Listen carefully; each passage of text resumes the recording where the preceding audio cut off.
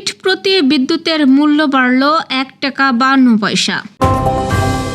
বেনাপোল সীমান্ত পরিদর্শন নাসিরউদ্দিন পাটোয়ারীর ফেরার পথে গাড়িবহরে হামলার অভিযোগ। বেনাপোল সীমান্তে ঠেলে পাঠানো ১০ জনকে সরিয়ে নিয়েছে বিএসএফ। হাম ও উপসর্গে মৃত্যু ৬০০ ছাড়াল। মোরেলগঞ্জে ইসলামী ব্যাংকের গ্রাহকদের মানববন্ধন ও বিক্ষোভ। সৌরভ গাঙ্গুলির নিরাপত্তা কমাল পশ্চিমবঙ্গ সরকার। প্রথমবারের মতো নারী প্রধান মন্ত্রিসভা, ডেনমার্কে নতুন ইতিহাস। দর্শক, শুনছিলেন সন্ধ্যার খবরের প্রধান শিরোনাম। এবার বিস্তারিত। তার আগে আমাদের ইউটিউব চ্যানেল সাবস্ক্রাইব করুন এবং সব খবর পেতে ফেসবুক পেজ ফলো করে রাখার পাশাপাশি ওয়েবসাইট ভিজিট করুন। বাংলাদেশ এনার্জি রেগুলেটরি কমিশন পাইকারি ও গ্রাহক পর্যায়ে বিদ্যুতের দাম বাড়ানোর ঘোষণা দিয়েছে। নতুন দাম জুন মাস থেকেই কার্যকর হবে। নতুন সিদ্ধান্ত অনুযায়ী গ্রাহক পর্যায়ে প্রতি ইউনিট বিদ্যুতের দাম গড়ে ১ টাকা ৫২ পয়সা বেড়েছে। ফলে প্রতি ইউনিট বিদ্যুতের গড় মূল্য ৯ টাকা ১১ পয়সা থেকে ১০ টাকা ৬৩ পয়সা হয়েছে। বিভিন্ন শ্রেণীর গ্রাহকের ক্ষেত্রে বিদ্যুতের দাম ১৫ থেকে প্রায় ২০% পর্যন্ত বৃদ্ধি পেয়েছে।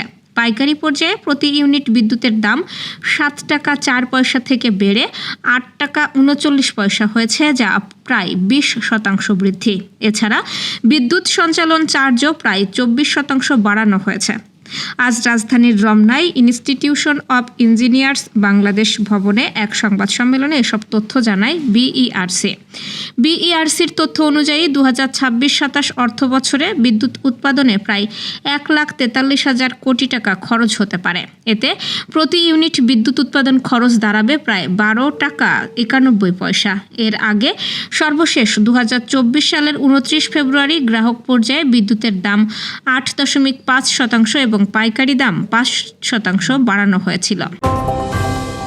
ভারতীয় সীমান্তরক্ষী বাহিনী বিএসএফের পুশব্যাক চেষ্টার প্রতিবাদে যশোরের বেনাপোল সীমান্ত পরিদর্শন করেছেন এনসিপির কেন্দ্রীয় মুখ্য সমন্বয়ক নাসিরউদ্দিন পাটোয়ারী। আজ দুপুরে তিনি বেনাপোলের সাদিপুর সীমান্ত এলাকায় স্থানীয়দের সঙ্গে মতবিনিময় করেন এবং সীমান্ত পরিস্থিতির খোঁজ খবর নেন।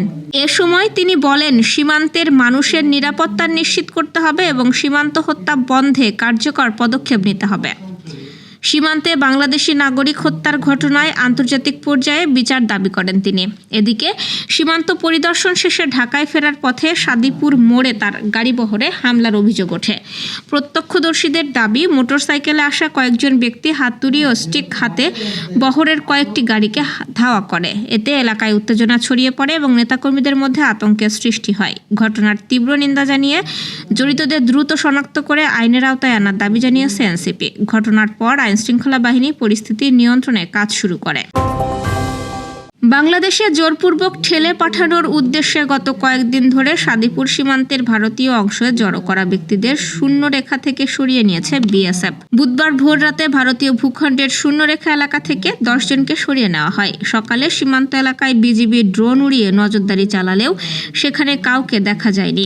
স্থানীয়দের বরাতে জানা যাচ্ছে, গত রোববার সন্ধ্যার পর বেনাপোলের সাদিপুর সীমান্ত সংলগ্ন ভারতের হরিদাসপুর এলাকায় কয়েকটি ট্রাকে করে ১৫০ শতাধিক মানুষকে আনা হয়। পরে নারী, পুরুষ ও শিশুসহ প্রায় ১০ জনকে সীমান্তের শূন্যরেখার দিকে ঠেলে দেওয়ার চেষ্টা করা হলে টহলরত বিজিবি সদস্যরা তাদের বাধা দেয়। এরপর থেকে সীমান্ত এলাকায় উত্তেজনা বিরাজ করছিল। তবে স্থানীয়দের দাবি, শূন্যরেখা থেকে লোকজন সরিয়ে নেওয়া হলেও ভারতীয় অংশে এখনও শতাধিক মানুষ অবস্থান করছেন। ফলে নতুন করে পুশিনের আশঙ্কা উড়িয়ে দেওয়া যাচ্ছে না। এই পরিস্থিতিতে বেনাপোল সীমান্তে নিরাপত্তা জোরদার করেছে বিজিবি। গুরুত্বপূর্ণ পয়েন্টগুলোতে অতিরিক্ত সদস্য মোতায়েন, রাতের টহল বৃদ্ধি এবং নজরদারি বাড়ানো হয়েছে। তবে বিএসএফ শূন্যরেখা থেকে লোকজন সরিয়ে নেওয়ার পর বিজিবিও বিভিন্ন বাংকার থেকে অতিরিক্ত সদস্য প্রত্যাহার করেছে। এরপরও সীমান্তে নিয়মিত টহল কার্যক্রম অব্যাহত রয়েছে। দেশে গত ২৪ ঘন্টায় হামের উপসর্গ নিয়ে আরও ৭ শিশুর মৃত্যু হয়েছে। তবে এ সময় হামের নিশ্চিত আক্রমণে কারো মৃত্যু হয়নি। এ নিয়ে গত ১৫ মার্চ থেকে মোট মৃতের সংখ্যা বেড়ে হয়েছে ৬০১। আজ স্বাস্থ্য অধিদপ্তরের দেওয়া এক বার্তায় এ তথ্য জানানো হয়। এই হিসাব মঙ্গলবার সকাল ৮টা থেকে আজ সকাল ৮টা পর্যন্ত।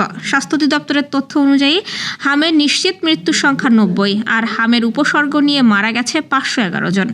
গত ২৪ ঘন্টায় ৫৫ নিশ্চিত হামের সংক্রমণ শনাক্ত হয়েছে। এ পর্যন্ত নিশ্চিত হামে আক্রান্ত হয়েছে ৯,১৯১ জন। একই সময়ে ১,২১০ শিশুর শরীরে হামের উপসর্গ পাওয়া গেছে। এতে করে মোট সন্দেহভাজন সংক্রমণের সংখ্যা দাঁড়িয়েছে ৭৪,৫৭২ জনে। ইসলামী ব্যাংক বাংলাদেশ পিএলসির নতুন চেয়ারম্যান হিসেবে নিয়োগকৃত খুরশিদ আলমের পদত্যাগের দাবিতে বাগেরহাটের মোরেলগঞ্জে ইসলামী ব্যাংকের গ্রাহকরা মানববন্ধন ও বিক্ষোভ সমাবেশ করেছেন।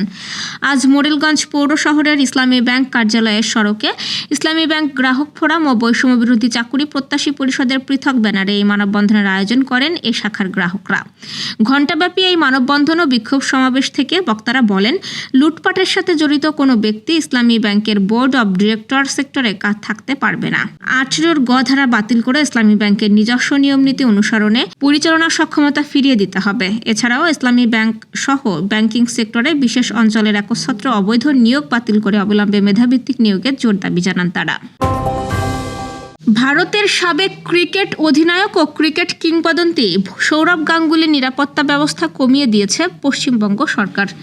দীর্ঘদিন ধরে জেড ক্যাটাগরি নিরাপত্তা পাওয়া পর এবার সেটি 2 ধাপ কমিয়ে ওয়াই ক্যাটাগরিতে নামিয়ে আনা হয়েছে। ভারতীয় সংবাদ মাধ্যমের প্রতিবেদনে বলা হয়েছে, 2023 সালের মাঝামাঝি সৌরভ গাঙ্গুলিকে ওয়াই থেকে উন্নীত করে জেড ক্যাটাগরি নিরাপত্তা দেওয়া হয়েছিল। তখন তার নিরাপত্তার দায়িত্বে প্রায় 8 থেকে 10 জন পুলিশ সদস্য ছিলেন, যার মধ্যে সশস্ত্র নিরাপত্তা ও পাইলট কার ব্যবস্থাও ছিল। তবে সাম্প্রতিক সিদ্ধান্তে সেই উচ্চ পর্যায়ের নিরাপত্তা প্রত্যাহার করে তাকে আবারও ওয়াই ক্যাটাগরিতে ফিরিয়ে আনা হয়েছে। নতুন ব্যবস্থায় তার নিরাপত্তায় এখন তুলনামূলকভাবে কম সংখ্যক নিরাপত্তা কর্মী থাকবেন। সাধারণভাবে ওয়াই ক্যাটাগরিতে 3 থেকে 4 জন নিরাপত্তারক্ষী দায়িত্ব পালন করেন, যাদের মধ্যে 2 জন সশস্ত্র রক্ষী থাকেন। ফলে আগের তুলনায় তার নিরাপত্তা উপস্থিতি অনেকটাই কমে গেল। ভারতের নিরাপত্তা ব্যবস্থা সাধারণত ঝুঁকি মূল্যায়নের ভিত্তিতে নির্ধারণ করা হয়। কারো ওপর হুমকি বা ঝুঁকির মাত্রা কম মনে হলে উচ্চ পর্যায়ের নিরাপত্তা প্রত্যাহার করা হয়। পশ্চিমবঙ্গ সরকারের পক্ষ থেকে বলা হয়েছে, প্রয়োজনীয়তা পর্যালোচনা করেই এই সিদ্ধান্ত নেওয়া হয়েছে।